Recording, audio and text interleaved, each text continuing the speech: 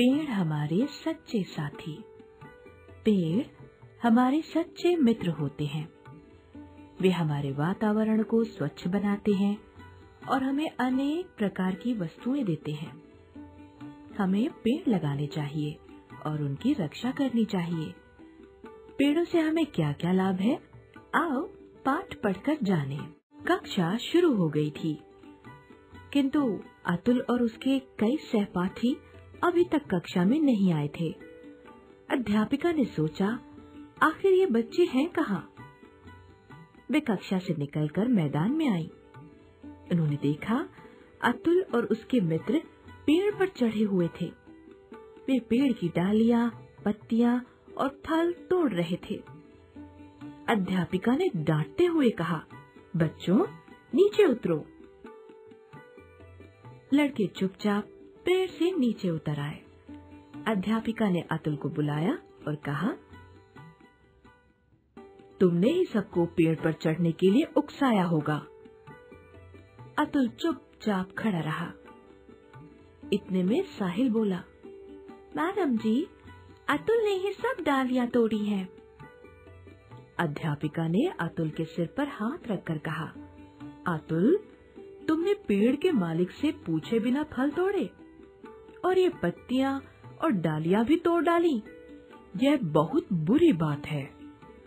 अतुल सिर नीचा किए खड़ा रहा। अध्यापिका बच्चों को समझाते हुए बोली, बच्चों, पेड़ अपने फल स्वयं नहीं खाते। उनके फल फूल तो हमारे लिए ही होते हैं। इससे तुम्हें क्या सीख मिलती है? इस बार अतुल ने उत्तर दिया, मैडम जी, हमें भी पेड़ों की तरह परोपकार करना चाहिए। शाबाश! बच्चों, क्या तुम जानते हो पेड़ हमें क्या क्या देते हैं? शालिनी झट से बोली, पेड़ हमें खट्टे मीठे फल देते हैं। इसके अलावा भी पेड़ हमें बहुत सी चीजें देते हैं। अध्यापिका बोली, पेड़ों से गोंद, छाल, इमारती लकड़ी, जलाऊ लकड़ी और दवाइयाँ आदि भी मिलती है। पेड़ हमें प्राणवायु देते हैं। वे वातावरण को शुद्ध बनाते हैं। पेड़ों के बिना हम जीवित नहीं रह सकते। जहाँ पेड़ कम होते हैं, वहाँ कम पानी बरसता है। जहाँ पेड़ अधिक होते हैं, वहाँ अधिक बारिश होती है।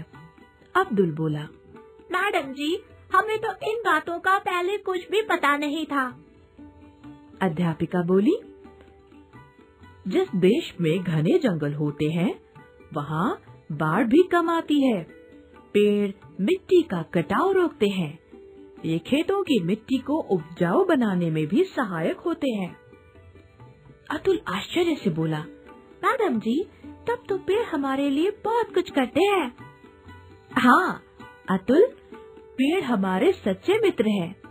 ये हमारे वातावरण को सुखद और सुंदर बनाते हैं। अनेक कारखाने पेड़ों पर आधारित होते हैं। ऐसे मित्रों को नुकसान पहुंचाना बहुत बुरी बात है। अध्यापिका समझाती हुई बोली। अध्यापिका जी की बात सबकी समझ में आ गई। अतुल पश्चाताप भरे स्वर में बोला, मैडम जी, मुझसे भूल हुई है, मुझे माफ कर दीजिए। अध्यापिका जी अतुल की पीठ थपथपाते हुए बोली, बेटा, तुम तो अभी छोटे हो, पर कुछ समझदार लोग भी जानबूझकर पेड़ों को नुकसान पहुंचाते हैं। इससे वातावरण का बहुत नुकसान होता है। पेड़ों की अंधाधुंध कटाई से ही हमारे देश के कुछ भागों में वर्षा कम होने लगी है, सूखा पड़ने लगा है, मॉनसून समय पर नहीं आता। अतः हमें न केवल पेड़ लगाने चाहिए, उनकी सुरक्षा भी करनी चाहिए। अतुल बोला, आज मेरी समझ में आ गया कि पेड़ लगाना क्यों जरूरी है। अगर तुमने ये बात समझ ली है तो इस पर चलकर भी दिखाना। वन महोत्सव आने वाला है, इस अवसर पर खूब पेड़ पौधे लगाना, ताकि चारों ओर का वातावरण हरा भरा बन जाए। अध्यापिका ने कहा, हम सब तैयार हैं। अतुल और उसके सहपाठी एक साथ बोले। अध्यापिका प्रसन्नता से मुस्कुराने लगी।